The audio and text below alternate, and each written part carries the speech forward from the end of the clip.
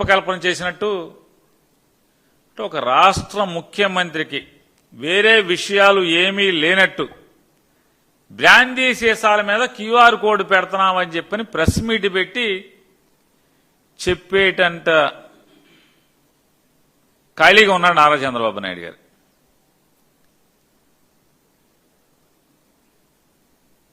మరి మంత్రి గారు ఏం చేస్తాడో మనకు అర్థం కాదు, రాష్ట్ర ప్రజలందరికీ కూడా. మరి సారా మంత్రి గారు ఏం చేస్తాడు? ముఖ్యమంత్రి ప్రెస్ మీట్లు పెడితే క్యూఆర్ కోడ్ గురించి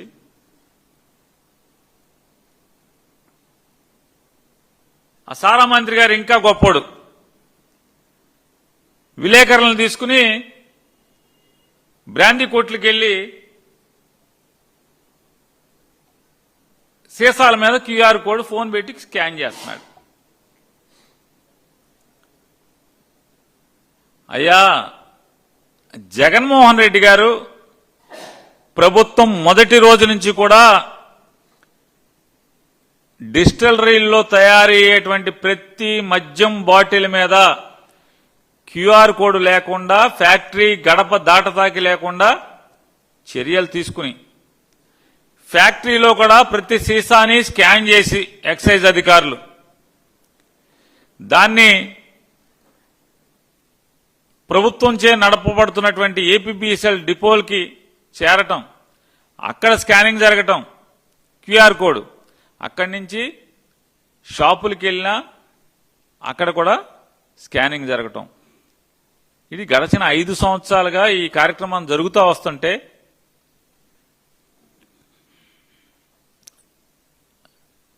మరి మీరే కనిపెట్టినట్టు ఇవాళ ఏంటి? నారా చంద్రబాబు నాయుడు గారు ముఖ్యమంత్రిగా, కొల్లు రవీంద్ర గారు సారా మంత్రిగా మీరు బాధ్యతలు తీసుకోగానే ఈ క్యూఆర్ కోడ్ బ్రాందీ సీసాల మీద క్యూఆర్ కోడ్ ముద్రించడం లేకపోతే అది అతికించడం ఎందుకు రద్దు చేశారు? ఎందుకు రద్దు చేశారు? ఇవాళ మళ్ళీ దాన్ని ఏదో కొత్తగా మీరు కనిపెట్టినట్టు మళ్ళీ ఎందుకని ఈ డ్రామాలు ఆడుతున్నారు? ప్రతి సీసా మీద కొత్తగా మీరే కనిపెట్టినట్టు. జగన్మోహన్ రెడ్డి గారు ఉండగా 5 ఏళ్లు క్యూఆర్ కోడ్తో మాత్రమే మద్యం సీసాల అమ్మకం సాగితే ఇవాళ మీరు దాన్ని ఎందుకు రద్దు చేసి ఈ సంవత్సరం 6 మాసాల తర్వాత దాన్ని మళ్ళీ ఎందుకు ప్రవేశపెడుతున్నారు? ఎందుకంటే రాష్ట్ర వ్యాప్తంగా వీళ్లు సాగిస్తున్నటువంటి మద్యం దందాలు కుళ్ళు కంపు కొట్టి స్థాయికి వచ్చాక రాష్ట్రం మొత్తం మీద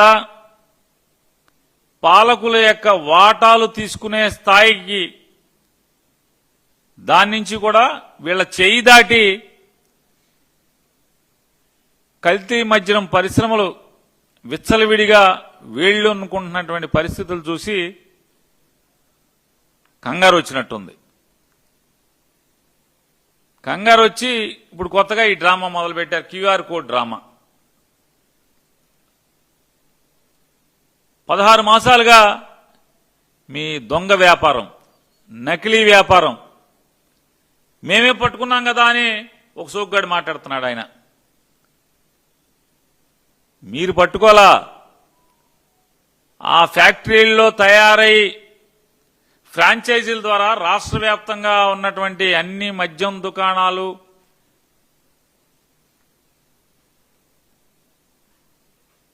ఏదైతే ఆ షాపుకి ఆనుకునే సిట్టింగ్లు అలౌ చేస్తున్నారో డబ్బులు కట్టించుకుని మరి ఆ పర్మిట్ రూముల పేరుతో మీరు ఒక్కొక్క షాపుకి నగరాల్లో అయితే 7.5 లక్షలు, మున్సిపాలిటీలు, నగర పంచాయతీలు, అదే గ్రామాల్లో అయితే 5 లక్షల రూపాయలు తీసుకుని మరీ మీరు విచ్చలవిడిగా బహిరంగంగా మద్యం తాగించడానికి గేట్లు ఎత్తేసిన అక్కడ గాని, లేదా బెల్ట్ షాపుల్లో గాని ఈ మొత్తం సరుకంతా కూడా మీ మనుషుల యొక్క నకిలీ మద్యం ఫ్యాక్టరీల నుంచి సప్లై కాబడుతుంది కాబట్టి సప్లై చేయాలనేటువంటి స్కెచ్ గీసుకున్నారు కాబట్టి క్యూఆర్ కోడ్ ఎత్తేశారు. జగన్మోహన్ రెడ్డి గారి ప్రభుత్వం దిగిపోయి మీ రకంగానే ఆ వాటాల పిత్తలాటకంలో, ఆ వాటాల సొమ్ము పంపకాల్లో పిత్తలాటకంలో వచ్చిన తగులు డిపార్ట్మెంట్ వాళ్ళకి, మీ వాళ్ళకి, మీ తయారీదారులకి మీకు వచ్చేది మీకు బాగానే ముడుతున్నట్టుంది. వాళ్ళకి వెళ్ళేది చేతికి అక్కడ పంచుకోవడంలో తేడాలు వచ్చి తగులు వచ్చి డిపార్ట్మెంట్లకి మీ తయారీదారులకి ఇది కదా పట్టించింది. మీరేదో పట్టించినట్టు అంటారు. పట్టుకుని ఫోటోలు బయటకు వచ్చే వరకు మీకు తెలియదు కదా పట్టేసుకున్నారని. చేతులు గాలేక ఆకులు పట్టుకున్న చందాన ఇవాళ క్యూఆర్ కోడ్ అన్నారు. మీ వ్యాపారం అలరైపోయాక క్యూఆర్ కోడ్. రాష్ట్ర వ్యాప్తంగా 3736 అధీకృత మద్యం దుకాణాలు ప్రైవేట్ వ్యక్తుల చేతుల్లో మీరు పెడితే, సాధారణంగా ఎక్కడన్నా 10 షాపులకో 100 షాపులకో లేకపోతే బాగా అయితే 500 షాపులకో 1000 షాపులకో పర్మిట్ రూములు ఉంటే అనుకోవచ్చు. రాష్ట్రంలో 3736 మద్యం దుకాణాలుంటే, అంటే రిటైల్ అవుట్లెట్లు, పర్మిట్ రూములు కూడా 3736 పర్మిట్ రూములు. అంటే ఒక్క బ్రాందీ షాప్ కూడా పర్మిట్ రూమ్ లేకుండా లేదు ఈ రాష్ట్రంలో. దాన్ని బట్టి 16 మాసాలుగా ఎంత మీరు దోచుకు తిన్నారు, ఎంతగా ఈ రాష్ట్ర ప్రజల యొక్క ఆరోగ్యాన్ని సర్వనాశనం చేశారు.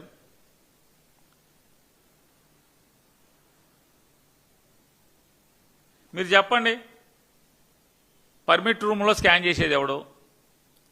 పర్మిట్ రూమ్లో సప్లై చేసే సరుకు స్కాన్ చేసేది ఎవడు చేస్తున్నాడు స్కాను? 2, ఈ రాష్ట్రంలో 3736 మద్యం దుకాణాలు, 3736 పర్మిట్ షాపులు ఉంటే 1,50,000 పైచీలకు బెల్ట్ షాపులు అన్నమాట. వాస్తవమా కాదా? ఒక పంచాయతీలో 5, 6, 7, పెద్ద పంచాయతీ అయితే 10, 15, 20 బెల్ట్ షాపులు ఉన్నాయి కదా. సాక్షాత్తు కలెక్టర్ల కాన్ఫరెన్స్ లో నారా చంద్రబాబు నాయుడు, ఈ రాష్ట్ర ముఖ్యమంత్రి, ఆంధ్రప్రదేశ్ రాష్ట్రంలో ఉన్నటువంటి వివిధ జిల్లాల కలెక్టర్ల కాన్ఫరెన్స్ లో ఆయనే ఒప్పుకున్నాడు. నారాయణ కావాలంటే మీరు ఆ కలెక్టర్స్ కాన్ఫరెన్స్ వీడియోలు చూడండి ఒకసారి. ఆయన చెప్పాడు, మీనా ఎక్సైజ్ కమిషనర్ మీనాతో మాట్లాడుతూ మద్యం డిజిటల్ పేమెంట్లు జరుగుతున్నాయా, బాగా మొత్తం అంతా జరుగుతున్నాయా అని ఈయన అడుగుతున్నాడు. అతను అంటాడు, సార్ ఇప్పుడు అడిగింది ఏంటి నారా చంద్రబాబు నాయుడు, అరే బాబు మనం జగన్మోహన్ రెడ్డి గారిని 100 విమర్శించి వచ్చాం, విషం చిమ్మొచ్చాం, మరి మన షాపుల్లో ఇవాళ మన ప్రభుత్వంలో డిజిటల్ పేమెంట్లు జరుగుతున్నాయా అని అడిగితే అతను అంటాడు, సార్ జగన్ గారి గవర్నమెంట్లో 0.6% డిజిటల్ సేల్స్ సార్, మన గవర్నమెంట్లో సుమారుగా 25% అని చెప్తున్నాడు డిజిటల్ సేల్స్. అంటే నారా చంద్రబాబు నాయుడు గారు చెప్తున్నాడు, no no no no you must insist, నువ్వు ఇన్సిస్ట్ చేయాలి కదా, 25% ఏంటి, 100% ఉండాలి కదా. ఇది ఒకటేనయ్యా, నువ్వు గుర్తుపెట్టుకో మీనా, వీళ్ళు ఎందుకని డిజిటల్ అమ్మరంటే బెల్ట్లు అమ్మాలి కదా, బెల్ట్లు సరుకేయాలి కదా, అందుకని డిజిటల్ పేమెంట్ చేయరని చంద్రబాబు చెప్తున్నాడు. నేను మాట్లాడలా. ఈ రాష్ట్ర ముఖ్యమంత్రి నారా చంద్రబాబు నాయుడు కలెక్టర్స్ కాన్ఫరెన్స్ లో ఎక్సైజ్ కమిషనర్ మీనాతో మాట్లాడుతూ కాన్వర్సేషన్, ఇవన్నీ ఆంధ్రజ్యోతి, TV5, ఈటీవీ,